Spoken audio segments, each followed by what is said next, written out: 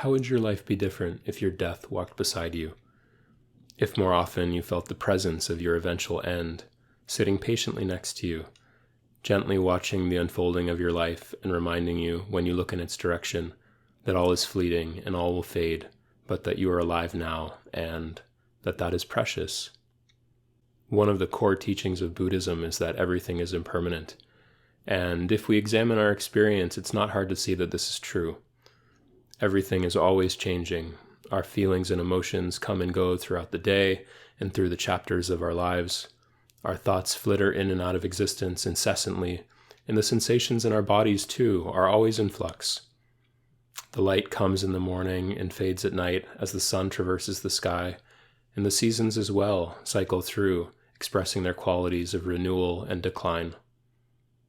All that we love and grow attached to arises and will pass in time, whether due to the changing conditions of our lives, through growing apart or ruptures, or because of the inevitability of death that awaits us all.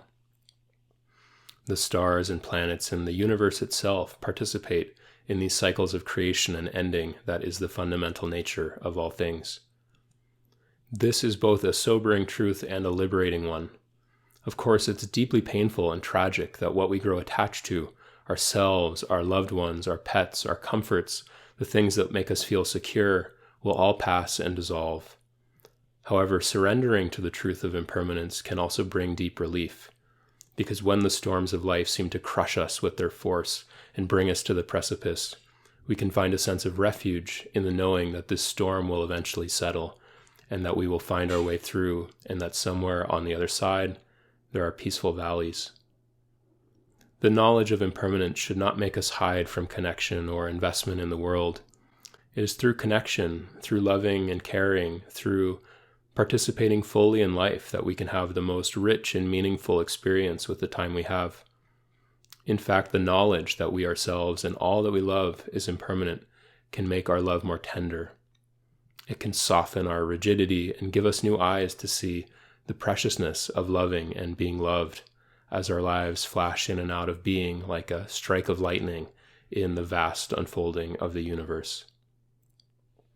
In a conscious relationship to impermanence, never knowing if this day or even this breath will be our last, we can move through the world with more appreciation for what is happening in front of us right now, and with less clinging to the way that we think that things should be. We will be more inclined to act today as the person we most wish to be, to treat ourselves and others the way that we might if we knew we only had a year or a month or even a day to live. While we're alive, of course, we have needs to attend to and hopes and aspirations for the future that may take time and persistence to achieve. These are good, and yet we don't need to sacrifice treasuring the gift of life now and embodying the best qualities of ourselves that we can bring to this day, even as we journey towards the things we wish to experience and bring into our lives. We can invest in our lives in the future while also keeping one foot in the present, knowing that our death always walks beside us, patiently waiting, always there to remind us of what matters most.